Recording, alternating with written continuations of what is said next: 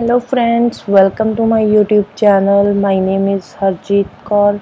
आज हम डिस्कस करेंगे 1 जून के डेली करंट अफेयर क्वेश्चंस।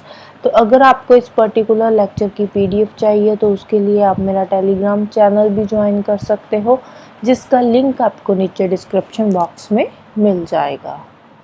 तो शुरू करते हैं। फर्स्ट क्वेश्चन है, which country will host the 11th water forum in 2027? 2027 के अंदर होगी 11th water forum.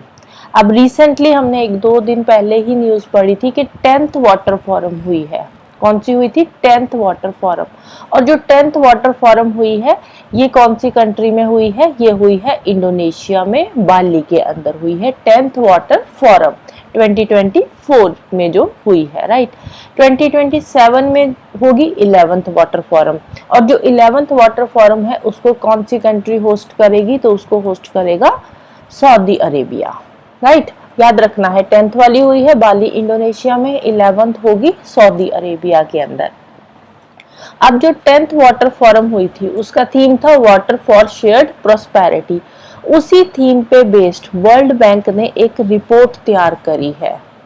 According to World Bank's report, जो all over the world 197 million लोग ऐसे हैं जिनके पास सेफ ड्रिंकिंग वाटर नहीं है, और 211 मिलियन लोग ऐसे हैं जिनके पास बेसिक सैनिटेशन के लिए पानी नहीं है, नहाने धोने का पानी अवेलेबल जिनके पास नहीं है। और 450 मिलियन लोग हैं जो कि हाई पॉवर्टी और लो वाटर एरियाज में रहते हैं, राइट। चाइना और इंडिया की बात करें, चाइना और इंडिया वर्ल्ड के सबसे ज्यादा पॉपुलेशन वाले कंट्रीज है दोनों ही। इंडिया नंबर 1 पे आ चुका है, चाइना सेकंड पे है, राइट।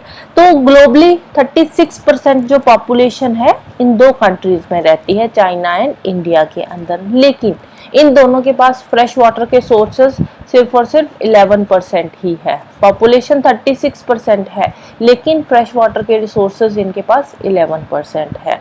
नॉर्थ अमेरिका की बात करें तो नॉर्थ अमेरिका में all over the world 5% population रह रही है, लेकिन वहां पे जो फ्रेश वाटर के रिसोर्सेज है वो है 52% है, राइट। नेक्स्ट क्वेश्चन पे चलते हैं। नेक्स्ट है, Saudi Arabia appointed the ambassador to which country after 12 years? 12 साल के बाद सऊदी अरेबिया ने अपना एम्बेसडर अपॉइंट किया है सीरिया के अंदर। 2012 में लास्ट एम्बेसडर जो था वो अपॉइंट किया गया था, उसके बाद अब इन्होंने एम्बेसडर अपॉइंट किया है 12 साल के बाद। रीजन बीइंग कि दोनों कंट्रीज के बीच में जो रिलेशन थे वो अच्छे नहीं चल रहे थे। तो अब जो एम्बेसडर अपॉइंट किया गया है सीरिया के अंदर, उसका नाम क्या है? तो उसका नाम है फैजल अल मुजफल। फैजल अल मुजफल, राइट। तो नाम याद रखना है, फैजल अल मुजफल। ये अपॉइंट किया है सीरिया के अंदर एम्बेसडर। कौन सी कंट्री ने अपॉइंट किया है? तो सऊदी अरेबिया ने अपॉइंट किया है अपना पहला एम्बेसडर सीरिया में 12 साल के बाद, राइट। अब पिछले 1 साल के इसमें बातचीत चल रही थी, तो 1 साल के बाद जो सीरिया था उसको जो अरब लीग है 22 मेंबर्स की जो अरब लीग है उसमें रीएडमिट कर लिया गया है, और उसके बाद ही सऊदी अरेबिया ने सीरिया में अपना पहला एम्बेसडर अपॉइंट किया है आफ्टर 12 इयर्स, राइट।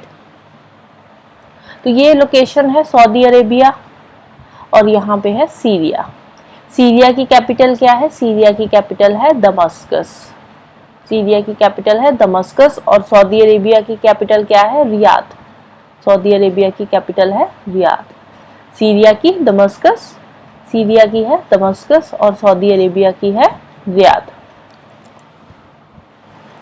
नेक्स्ट है, what is the theme for green airports recognition 2024? Green airports recognition 2024 की एक रिपोर्ट आई है। तो ये जो रिपोर्ट तैयार करी गई है इसका थीम क्या है? तो ये जो रिपोर्ट है इसका थीम है biodiversity and nature based solutions. Theme है biodiversity and nature based solutions. तो रिपोर्ट क्या है? रिपोर्ट के बारे में देख लेते हैं। अब जो न्यूज़पेपर है उनमें न्यूज़ क्या आ रही है? Kempegowda international airport has bagged the silver award. तो इसीलिए ये जो कैंपेगौड़ा इंटरनेशनल एयरपोर्ट है ये इम्पोर्टेंट हो जाता है। Kempegowda international airport, short form क्या है, KIA, कैंपेगौड़ा इंटरनेशनल एयरपोर्ट। कहाँ पे है ये, बेंगलुरु के अंदर है। कैंपेगौड़ा इंटरनेशनल एयरपोर्ट कहाँ पे है, बेंगलुरु में है। तो अब ये जो एयरपोर्ट है इसको मिला है सिल्वर अवार्ड। कौन सा अवार्ड मिला है इसको, silver award in airport council international Asia Pacific and middle east green airports recognition 2024। Green airports recognition 2024 में जो KIA कैंपेगौड़ा इंटरनेशनल एयरपोर्ट है इसको कौन सा अवार्ड मिला है, सिल्वर अवार्ड मिला है। राइट, याद रखना है, सिल्वर अवार्ड मिला है कैंपेगौड़ा इंटरनेशनल एयरपोर्ट को। तो अब एयरपोर्ट्स को जो अवार्ड दिए गए हैं 3 कैटेगरीज के अवार्ड है। कौन कौन से हैं, पहला है प्लैटिनम अवार्ड, उसके बाद गोल्ड अवार्ड और थर्ड आ जाता है सिल्वर अवार्ड। ये 3 अवार्ड्स है, platinum, gold and silver award. और ये जो अवार्ड्स दिए गए हैं ये साइज कैटेगरी के अकॉर्डिंग दिए गए हैं। साइज कैटेगरी के अकॉर्डिंग एक क्राइटेरिया सेट किया गया है जिसके अकॉर्डिंग ये अवार्ड्स एयरपोर्ट्स को दिए गए हैं। अब कैटेगरीज कौन कौन सी है एयरपोर्ट्स की, तो एयरपोर्ट्स की 4 कैटेगरीज में एयरपोर्ट्स को डिवाइड किया गया है। कौन कौन सी 4 कैटेगरीज है, फर्स्ट कैटेगरीज आती है over 35 million passengers a year. साल में 35 मिलियन पैसेंजर्स जिस एयरपोर्ट के हैं वो उसकी एक कैटेगरी बना दी। सेकेंड कैटेगरी इन्होंने बना दी जहां पे 15 मिलियन से लेकर 35 मिलियन पैसेंजर्स आ रहे हैं साल में। राइट, थर्ड कैटेगरी आ गई 8 मिलियन से 15 मिलियन पैसेंजर्स की, और फोर्थ कैटेगरी आ गई लेस देन 8 मिलियन पैसेंजर्स की। ये 4 कैटेगरीज में एयरपोर्ट्स को डिवाइड किया गया है। और चारों कैटेगरीज में अवार्ड्स कौन कौन से हैं, platinum, gold and silver awards दिए गए हैं। अब बात करते हैं 15 से 35 मिलियन पैसेंजर्स की कैटेगरी में। 15 से 35 मिलियन पैसेंजर्स की जो कैटेगरी है इस कैटेगरी के अंदर प्लैटिनम अवार्ड दिया गया है जापान के कंसाई एयरपोर्ट को। जापान का कांसाई एयरपोर्ट है जिसको मिला है प्लैटिनम अवार्ड।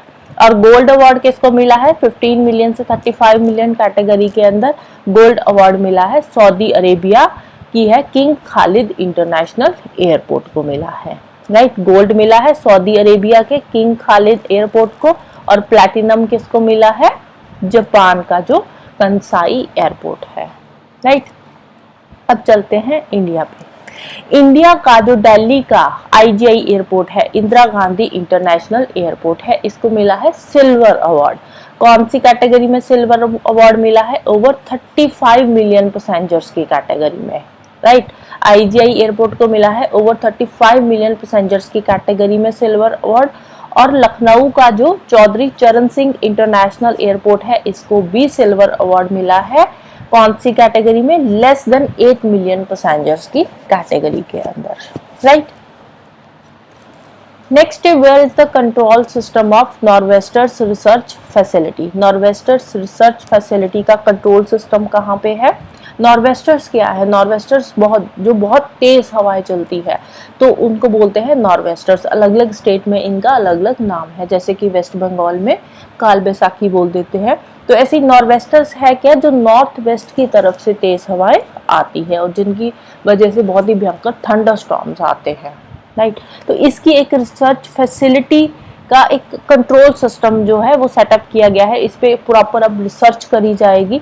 तो वो जो रिसर्च फैसिलिटी का कंट्रोल सिस्टम है वो कहाँ पे है, वो है ओडिशा के अंदर। राइट, तो ये एक multi crore rupees research tested facility है। करोड़ों रुपए इस पे जो है खर्च आने वाला है। मोस्ट प्रोबेबली 2026 तक ये जो फैसिलिटी है ये बनकर तैयार हो जाएगी। तो इसमें वेस्ट बंगाल और उसके आसपास के जो एरियाज है, ओडिशा और झारखंड, वहाँ पे ये जो है जो सिस्टम है वो लगाया जाएगा। तो वहाँ पे इसको रिसर्च करी जाएगी। और इसका जो कंट्रोल सिस्टम है वो कहाँ पे है, ओडिशा में भद्रक डिस्ट्रिक्ट के अंदर है चांदवली। तो वहाँ पे इसका कंट्रोल सिस्टम जो है सेटअप किया जाएगा 130 kilometre east of Bhubaneswar. Right, एम क्या है इसका कि जो नॉर्वेस्टर्स आते हैं, नॉर्वेस्टर्स की वजह से जो थंडर स्टॉर्म्स आते हैं, थंडर स्टॉर्म्स की फॉर्मेशन स्टेज को देखा जाएगा, प्रॉपरली इसको टेस्ट किया जाएगा कैसे उसकी ग्रोथ होती है और धीरे धीरे वो कंट्री के ईस्टर्न पार्ट्स तक कैसे प्रोपेगेट करते हैं, ये सब चीज़ें इसमें जो है स्टडी करी जाएगी।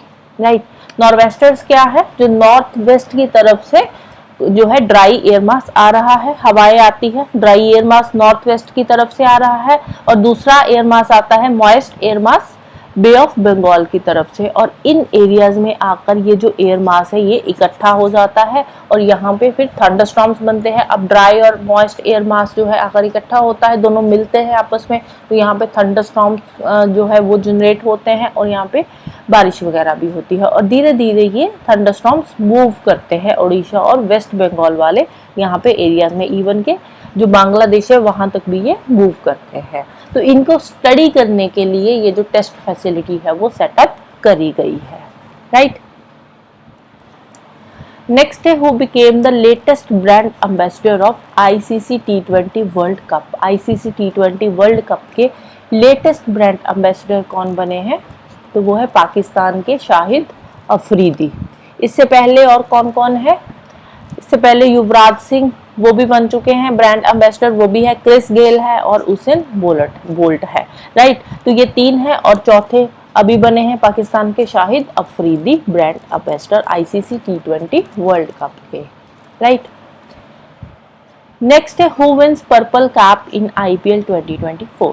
आईपीएल 2024 के अंदर जो पर्पल कैप का अवार्ड है वो किसको दिया गया है, तो वो दिया गया है हर्षल पटेल को। किसको दिया गया है, हर्षल पटेल को।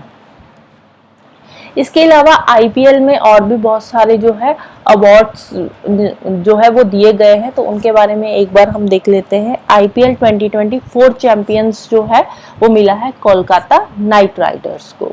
ऑरेंज कैप का अवार्ड दिया गया है विराट कोहली को, purple cap Harshal Patel, right. इसके बाद most valuable player of the season, most valuable player of the season award जो है वो दिया गया है सुनील नारायण को, और फेयर प्ले का जो अवार्ड है वो भी सुनील नारायण को, और फेयर प्ले अवार्ड टीम का अवार्ड जो है वो दिया गया है सनराइजर्स हैदराबाद को।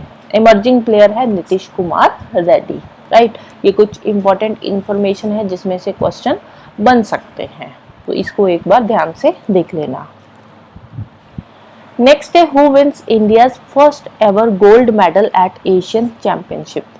एशियन चैंपियनशिप के अंदर जिम्नास्टिक के फील्ड में जो इंडिया का पहला गोल्ड मेडल जीता है वो किसने जीता है, दीपा करमाकर ने। दीपा करमाकर ने और भी बहुत सारे गोल्ड मेडल जीते हैं, लेकिन एशियन चैंपियनशिप जो है, एशियन चैंपियनशिप में आज तक हमने जिम्नास्टिक के फील्ड में कोई भी गोल्ड मेडल नहीं जीता था, तो ये इंडिया का पहला गोल्ड मेडल है एशियन चैंपियनशिप के अंदर जिम्नास्टिक के फील्ड में। किसने जीता है, दीपा करमाकर ने। She is from Tripura, right.